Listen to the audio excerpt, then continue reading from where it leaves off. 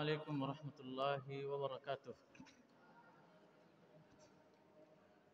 إن الحمد لله نحمده ونستعينه ونستغفره ونعوذ بالله من شرور أنفسنا وسيئات أعمالنا. من يهده الله فلا مضل له ومن يضلل فلا هادي له. أشهد أن لا إله إلا الله وحده لا شريك له وأشهد أن محمدا عبده ورسوله وبعد. Jemaah sekalian yang dirahmati oleh Allah Subhanahu wa taala, senantiasa kita bersyukur dan memuji kepada Allah Subhanahu wa taala dengan seluruh keagungan dan pemberian Allah Subhanahu wa taala kepada kita semua. Pemberian yang kita tidak sanggup untuk memperolehnya semata-mata karena kekuatan kita, semata-mata karena kecerdasan kita, semata-mata karena kepiawaian kita. Maka patutlah kita untuk bersyukur kepada Allah Subhanahu wa taala karena kita semua adalah hamba-hambanya yang dhaif, hamba-hamba Allah Subhanahu wa taala yang lemah. Kita tidak mampu untuk memperoleh sesuatu kecuali karena kekuatan yang Allah berikan kepada kita semua. Kita tidak bisa mengetahui suatu ilmu kecuali karena ilmu yang Allah ajarkan kepada kita semua. Semua itu adalah salah satu sebab yang menjadi kewajiban dan pendorong bagi kita semua untuk senantiasa bersyukur kepada Allah Subhanahu wa ta'ala. Salam beserta salawat kita haturkan kepada Rasulullah sallallahu alaihi wasallam. Rasulullah sallallahu alaihi wasallam adalah manusia yang paling mulia, yang Allah muliakan dengan risalah dan Islam yang Allah wahyukan kepadanya. Dengannya menjadi kewajiban bagi kita semua untuk mengikuti dan mencontoh Nabi sallallahu alaihi wasallam, karena dia adalah manusia yang terakhir yang diutus oleh Allah Subhanahu wa taala untuk memberikan contoh kepada kita semua, baik dalam beribadah kepada Allah ataupun dalam membangun keyakinan kita kepadanya, serta bagaimana kita bermuamalah antara sesama. Mencontoh Nabi sallallahu alaihi wasallam hendaknya bersifat menyeluruh, tidak sekedar satu masalah saja, satu kebaikan saja, tetapi Allah Subhanahu wa taala mengatakan fattaqullaha mastata'tum. Bertakwalah kalian kepada Allah Subhanahu wa taala sesuai kadar kemampuan kalian. Tidak ada yang mengetahui atau lebih mengetahui kemampuan kita dalam melakukan sebuah ibadah kecuali diri kita dan Allah Subhanahu wa taala. Makanya Rasulullah sallallahu alaihi wasallam juga memberikan peringatan bagi kita semua, yaitu apa? Di mana beliau bersabda, rahimallah man arafa qadra nafsihi. Allah merahmati seseorang yang mengetahui kadar dirinya, baik dari kadar kekuatannya, keilmuannya, dan lainnya, sehingga Allah Subhanahu wa taala senantiasa memberikan rahmatnya kepada orang-orang yang ingin dan berusaha untuk mencontoh Rasulullah sallallahu alaihi wasallam. Jamaah sekalian yang dirahmati oleh Allah Subhanahu wa taala, hadis yang ke-44 dari Abu Hurairah radhiyallahu taala anhu, ia berkata, Rasulullah sallallahu alaihi wasallam bersabda, "Idza mata al-'abdu inqata'a 'amaluhu illa min salasin." Apabila seorang hamba itu meninggal dunia, maka seluruh amalannya terputus. Illa min salas, kecuali dari 3 perbuatan, 3 amalan. Shadaqatun jariyah, sedekah jariyah, aw ilmun yuntafa'u bih, atau ilmu yang bermanfaat, aw waladin salih yad'u lah, atau seorang anak yang senantiasa anak yang saleh yang senantiasa mendoakan orang tuanya. Jamaah sekalian yang dirahmati oleh Allah Subhanahu wa taala,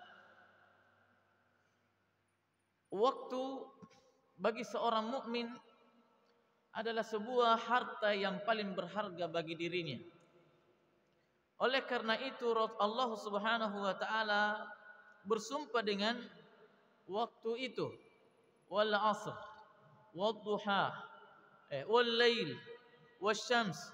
Semua itu menunjukkan waktu. Semua itu menunjukkan waktu. Yang di dalam waktu itulah kita ini melakukan kebaikan dan melakukan keburukan. Di dalam waktu itulah kita ini menjual diri kita kepada Allah Subhanahu wa taala. Di dalam waktu itu kita mengangkat derajat kita di hadapan Allah Subhanahu wa taala, atau justru merendahkan diri kita di hadapan Allah Subhanahu wa taala. Waktu dengannya Allah Subhanahu wa taala bersumpah karena di dalamnya kita melakukan seluruh kebaikan dan keburukan. Kebaikan dan keburukan yang seandainya kita memahami tentang waktu itu, maka kita akan senantiasa mempergunakannya dalam ketaatan dan ibadah kepada Allah Subhanahu wa taala. Baik itu sifatnya ibadah yang berkaitan langsung diri kita kepada Allah, atau berkaitan dengan antara diri kita dengan sesama. Antara diri kita dengan sesama. Kata Rasulullah SAW, ni'matan maghbunun fihi ma katsirun minan nas. 2 kenikmatan senantiasa kebanyakan manusia itu tertipu di dalamnya. Tidak banyak melakukan kebaikan, lalai dari kesempatan-kesempatan untuk melakukan kebaikan. Kata Rasulullah SAW, maghbunun fihi ma katsirun minan nas. As-sihhatu wal faragh, yaitu kesehatan dan keluangan waktu. Keluangan waktu. Maka di antara nikmat Allah Subhanahu wa taala yang Allah berikan kepada kita semua adalah apa? Adalah waktu itu sendiri. Adalah waktu. Yang dalam waktu itu ternyata kita tidak mampu melakukan ibadah, atau mungkin kita mampu melakukan tetapi hanya beberapa saja. Tapi sebagian orang ternyata mampu melejitkan dirinya derajat di sisi Allah Subhanahu wa taala, mengangkat derajatnya di hadapan Allah Subhanahu wa taala. Ada orang bisa menghafal 1 hari 1 baris Al-Qur'an. Ada orang bisa menghafal 1 hari 2 lembar, 3 lembar, atau bahkan 5 lembar, atau bahkan mungkin lebih daripada itu. Lebih daripada itu. Tentunya kita semua memiliki modal yang sama, yaitu apa? Tentang waktu. Kalau orang lain itu memiliki waktu 24 jam dalam sehari semalam, maka tidak ada bedanya antara diri kita dengan orang tersebut. Orang tersebut. Makanya orang mukmin, orang yang paling menghargai waktunya, dibuktikan dengan berjalannya kewajiban-kewajibannya dalam sehari semalam. Apa dia? Yaitu salat 5 waktu. Salat 5 waktu. Bila mana seseorang tidak memperhatikan atau standar seseorang baiknya dalam mengatur waktunya itu adalah bagaimana ia pandai dalam mengatur salat 5 waktunya itu. Apabila buruk, maka seluruhnya juga akan buruk. Seluruhnya juga akan buruk. Ketika kita tidak pandai mengatur waktu salat kita yang menjadi kewajiban bagi kita kepada Allah Subhanahu wa taala. Dan dunia ini adalah, kata para hukama, dia adalah mazra'atul akhirah. Dia adalah ladang untuk akhirat.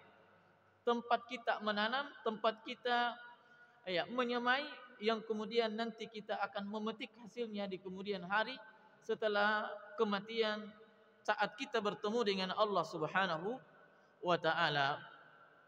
Kata Allah Subhanahu wa taala, "Wa tazawwadu fa inna khairaz zadi taqwa." Rasulullah sallallahu alaihi wasallam juga mengatakan apa dia? "I'malu fa kullun muyassarun lima khuliqalah." Beramallah kalian, berbekallah kalian, kata Allah Subhanahu wa taala, karena bekal atau amalan perbuatan yang kita lakukan itu Allah akan mudahkan. Allah akan mudahkan. Kemudahan yang Allah berikan pada seseorang saat dia memulai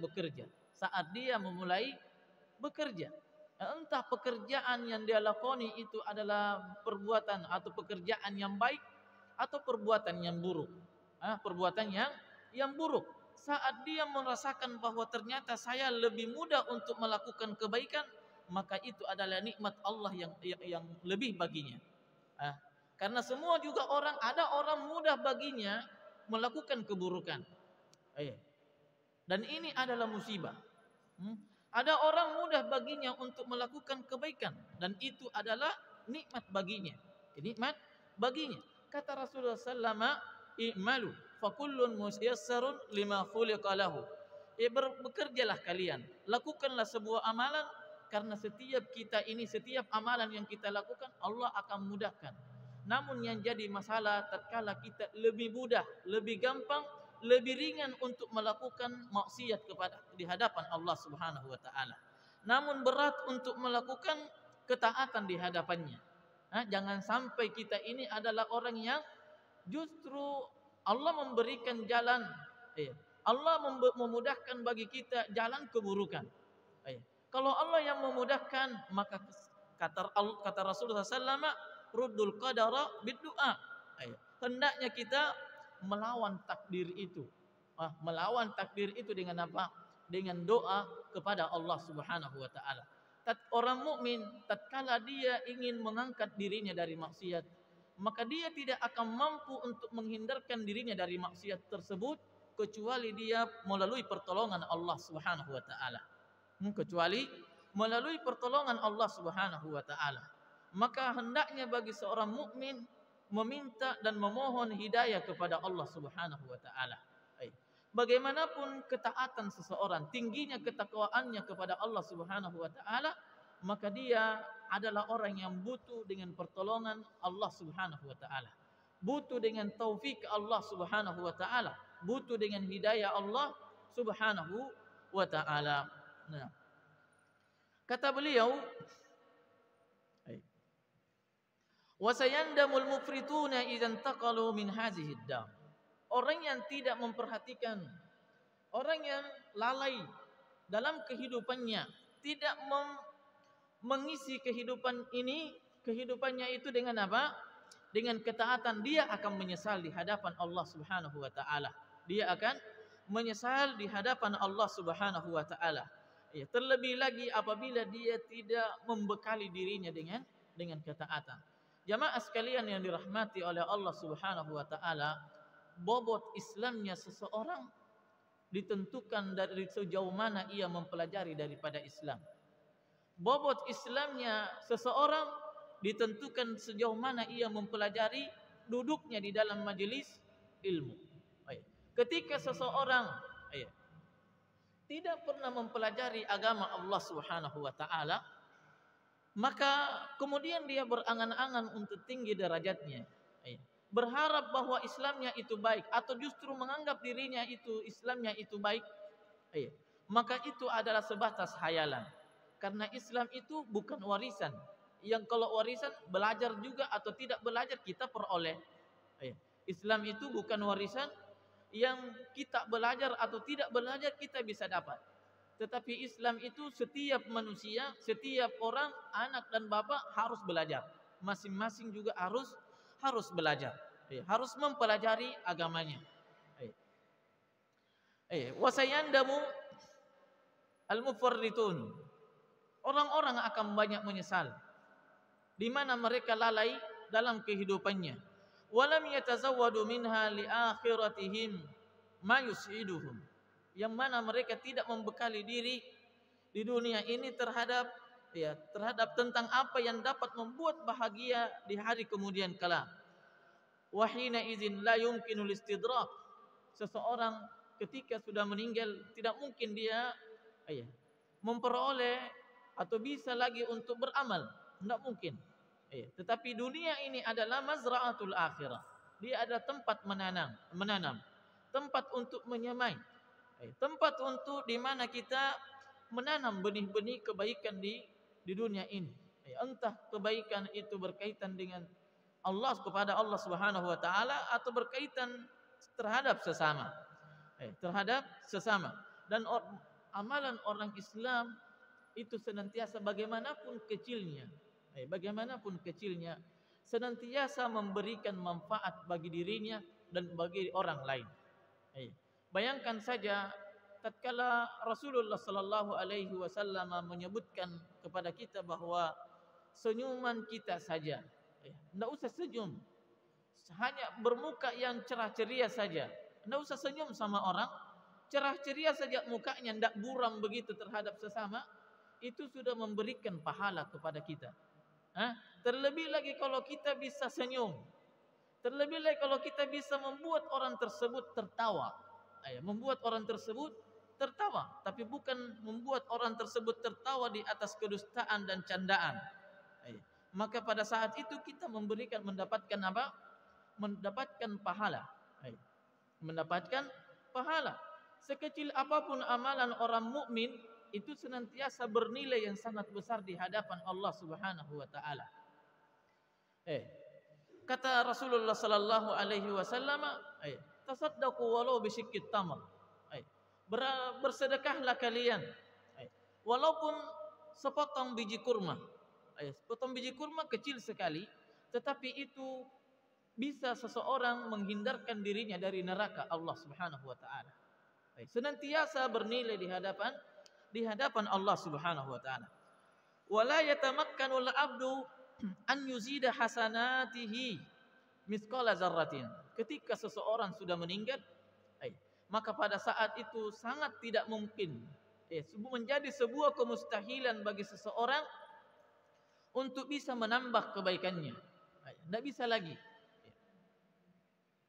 Walaupun sebesar biji zarrah, sebesar biji sawi, wala yamhu min sayyiatihi kadzalik. Demikian juga dia tidak lagi mampu untuk menghapus dosa-dosa yang telah dia perbuat di waktu dia masih di dunia. Tidak mampu lagi. Wa qata'a amalul abdi anhu, dan amalan kita sudah terputus. Namun kemudian kecuali ada tiga. Kecuali ada tiga kata Rasulullah sallallahu alaihi wasallam. Yang pertama adalah sedekahun jariyah. Sedekah jariyah. Sedekah yang dapat dimanfaatkan oleh orang lain. Dengannya pemanfaatan tersebut membuat kita memperoleh pahala yang terus menerus juga walaupun kita sudah meninggal. Sudah meninggal. Sedekah jariyah. Dan sedekah ini banyak. Banyak apanya? Banyak jenisnya. Dan dia adalah di antara amalan yang paling agung di sisi Allah Subhanahu wa taala. Di hadapan Allah Subhanahu wa taala. Disebutkan dalam sebuah asar tentang orang yang memberi makan terhadap apa? Terhadap si tamu. Kalau ada orang bertamu di rumah, kita, kemudian dia menjamunya. Maka kemudian apa? Dia menjamunya, maka Allah Subhanahu wa taala tertawa. Bahagia dengan amalan tersebut, sedekah orang tersebut. Karena dia yang memberi makan kepada orang lain, lalu kemudian pahalanya tetap di hadapan Allah Subhanahu wa taala, di sisi Allah Subhanahu wa taala. Di sisi Allah Subhanahu wa taala. Dan ini adalah naluri manusia. Ya, ketika kita mungkin memberi orang tersebut, orang lain, ternyata pemberian kita yang kita berikan kepada orang tersebut, dia juga membagikan kepada tetangganya, maka kita pun lahir dalam diri kita rasa senang, rasa senang. Maka Allah pun juga demikian. Allah yang memberi rizki kepada kita semua. Saat kita mampu untuk berbagi dengan rizki yang Allah berikan kepada kita, maka itu akan mendatangkan keridhaan Allah Subhanahu wa taala kepada kita. Ini sedekah biasa, ya. Belum lagi tentunya dengan sedekah yang lain, sedekah jariyah. Ya, sedekah jariyah, orang bersedekah kepada temannya, mungkin peci. Mungkin peci. Itu dimanfaatkan orang tersebut. Selama dimanfaatkan peci tersebut di dalam beribadah, dalam sholat, mungkin tidak dipakai sholat, tetapi dalam rangka beradab terhadap majelis, beradab terhadap seorang yang dia hormati, maka selama itu pula dia dia mendapatkan pahalanya. Sedekah pakaian, pakaian, selama pakaian tersebut dimanfaatkan oleh orang yang kita beri, maka pada saat selama itu pula kita akan memperoleh pahala. Namun tentunya orang mukmin senantiasa mencari yang lebih daripada itu, yang lebih lama, lebih bisa dia peroleh pahalanya. Makanya di sana ada hibah, ada wakaf, ada sedekah tentunya. Maka sedekah wakaf tanah, wakaf rumah, wakaf masjid, wakaf. Ada banyak di sana wakaf. Sedekah. Mewakafkan tanahnya.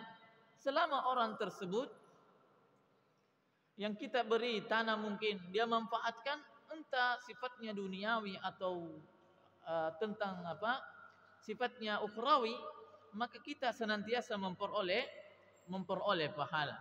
Memperoleh pahala. Demikian juga orang yang kata Syekh Al-Utsaimin rahimallahu taala, orang yang menikahkan orang lain, itu pahalanya sampai hari kiamat.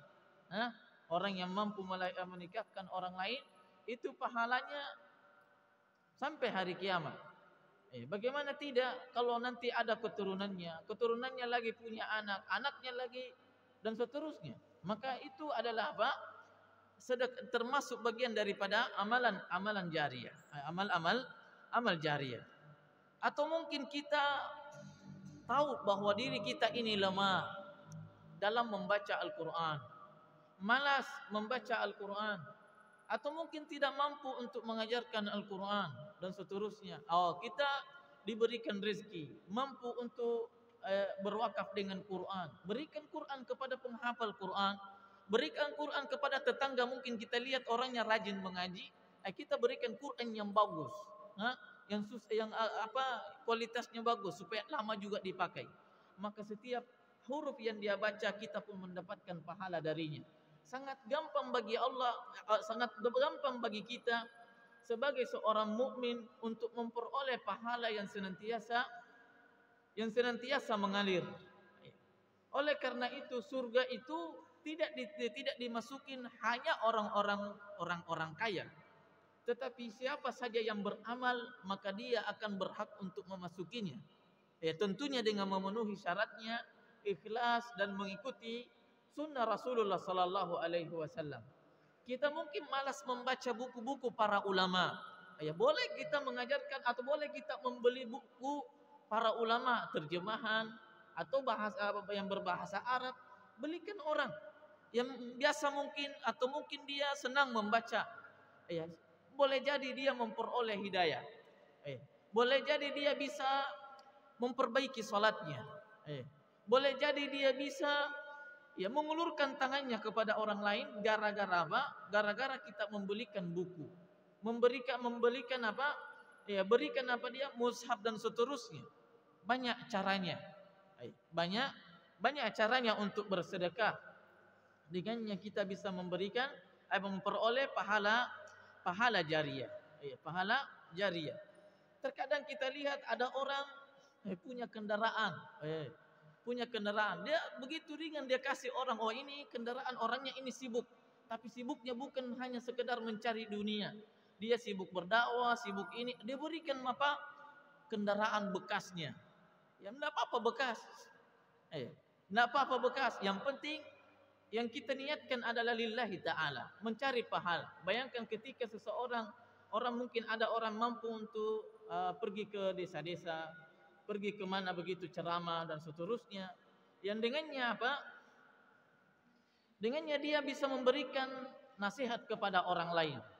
Tetapi dia mungkin kesulitan untuk sampai ke tempat tersebut. Ada orang yang begitu modelnya. Sehingga dia fasilitasinya. Sehingga dia memfasilitasi memberikan apa? Fasilitas orang tersebut, berikan kendaraan. Bayangkan kalau satu nasihat disampaikan kepada orang tertentu, kepada masyarakat itu, orang-orang yang ada di desa. Kemudian orang tersebut atau masyarakat tertentu itu bisa mengamalkannya, bisa menghindarkan dirinya dari kebid'ahan, dari kesyirikan. Maka itu adalah pahala yang sangat luar biasa di hadapan Allah Subhanahu wa taala. Nah.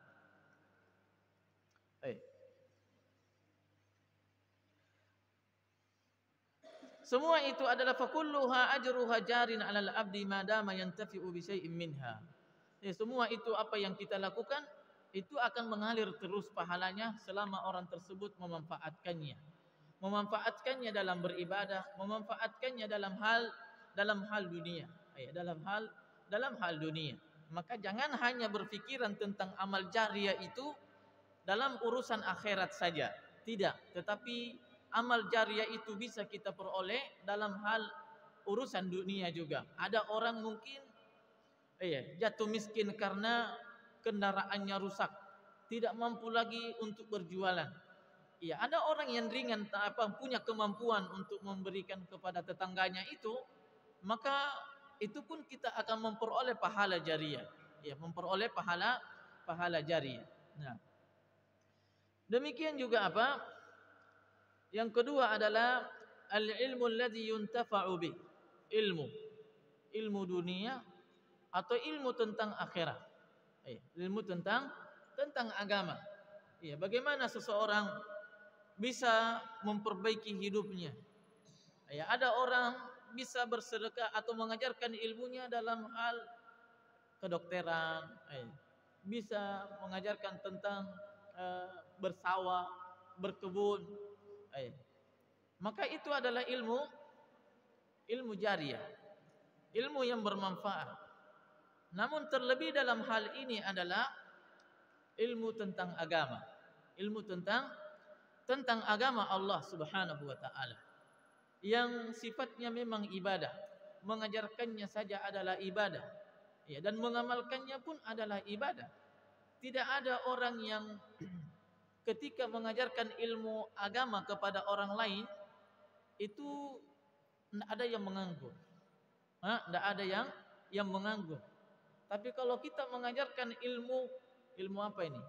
Ilmu tentang pertanian. Kalau orang tersebut tidak bertani, sudah menganggur itu dari ilmu yang kita ajarkan. Mungkin ilmu kita tidak memperoleh lagi manfaat darinya, karena dia sudah punya profesi yang baru. Atau orang tersebut punya ilmu bisnis, ternyata bangkrut dan berhenti. Kita ajarkan kepadanya ilmu tentang bisnis, namun kemudian berhenti karena bangkrut dan seterusnya. Kita tidak memperoleh lagi manfaat darinya.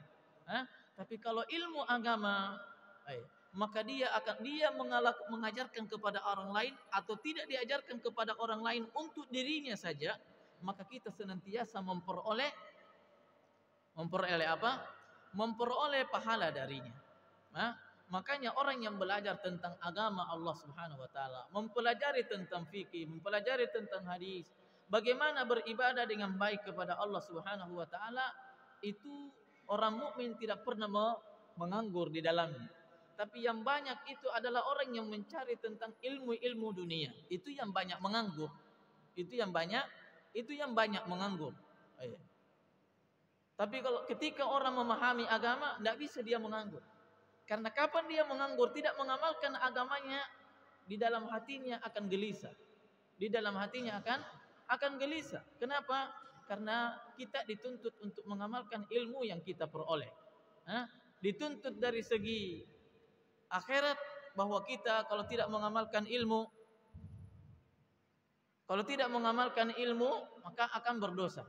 Maka akan berdosa. Tapi coba ketika seorang sekolah tentang pertanian, sekolah tentang kedokteran, berdosakah kita kalau kita tidak mengamalkannya? Tidak. Kalau kita mengambil cari yang profesi yang lain, kecuali memang tidak ada orang lain yang pintar hal itu, kemudian kita berhenti, itu kita akan berdosa. Kita akan berdosa pada saat itu. Maka ilmu syariat, ilmu agama adalah ilmu yang paling luas, paling luas dan berpeluang bagi kita untuk memperoleh pahala jariah di dalamnya. Jangan dikira orang yang mengajarkan Al-Quran, Iqra abata, itu adalah tidak berpahala. Justru itu pahalanya yang luar biasa. Yang luar biasa. Karena dia adalah pondasi bagi seseorang. Bagaimana caranya? Orang mengajarkan satu huruf, ba, ta, sa, ja, itu adalah pondasi. Dengannya kita membangun ilmu-ilmu yang lainnya di atas tersebut. Di atas ilmu dasar tersebut. Nah, kemudian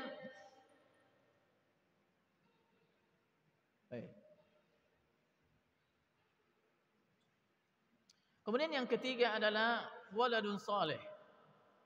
Di antara tiga hal yang dengannya kita bisa memperoleh pahala walaupun kita sudah meninggal adalah apa? Waladun saleh. Anak yang saleh. Anak yang saleh. Waladun sulb. Anak kandung. Anak kandung. Kita akan memperoleh pahala darinya.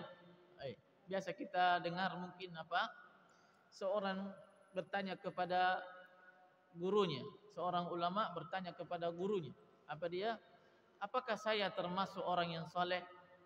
Maka dia mengatakan, iya, kalau engkau mendoakan orang tuamu, maka engkau bagian daripada orang-orang yang saleh atau anak yang saleh.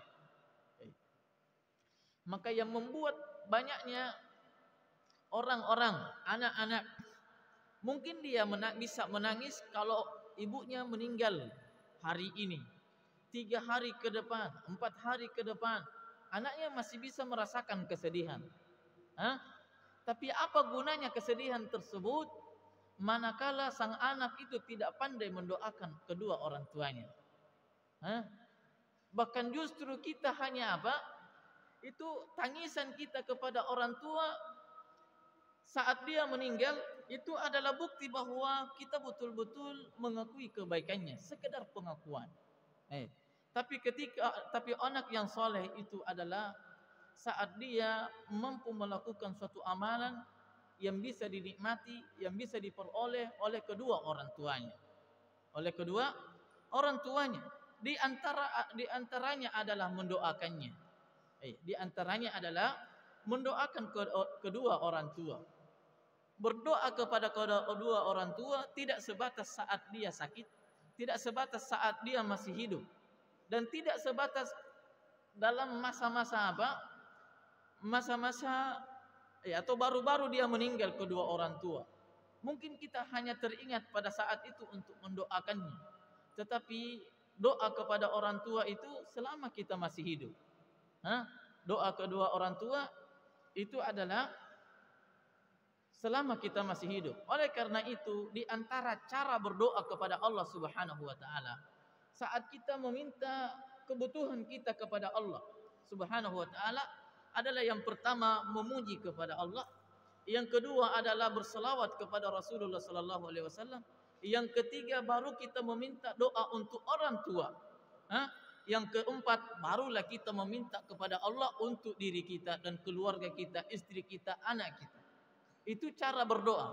Ketika kita mungkin tidak melakukan hal tersebut, dan ini sifatnya boleh, berdoa langsung saja, ya Allah berikan saya rezeki. Ya Allah, memuji kepada Allah, langsung berdoa untuk dirinya. Maka dibolehkan. Tapi kita tidak, tapi mungkin kita akan lupa nantinya. Kita akan lupa mungkin untuk mendoakan kedua orang tua. Ya, mendoakan kedua orang tua. Karena hanya itu yang bisa kita lakukan untuk kedua orang tua nantinya. Saat mereka sudah meninggal. Mungkin kita orang yang kaya. Kalau kita punya pemahaman yang baik, anak yang soleh, maka kita mungkin akan bersedekah jariah untuk orang tua. Kalau kita punya harta. Tetapi saat kita tidak punya harta, maka jalan satu-satunya adalah berdoa kepada Allah Subhanahu wa taala. Berdoa kepada Allah Subhanahu wa taala untuk kedua orang tua. Dan untuk orang tua adalah menjadi lambang bagi setiap orang, tanda bagi seseorang baiknya ibadahnya atau buruk kepada Allah Subhanahu wa taala. Makanya Allah Subhanahu wa taala, wa'budullaha wa la tusyriku bihi syai'a wa bil walidaini ihsana. Dia adalah jalan, perantara untuk bisa kita memahami ketauhidan kita kepada Allah Subhanahu wa taala. Ketika seseorang tidak memahami arti kebaikan orang tua, maka dia juga insya Allah tidak akan pandai atau tidak akan mengetahui dengan baik kebaikan-kebaikan Allah untuk dirinya. Untuk dirinya. Subhanakallahumma rabbana wa bihamdik, asyhadu an la ilaha illa anta astaghfiruka wa atubu ilaik. Assalamualaikum warahmatullahi wabarakatuh.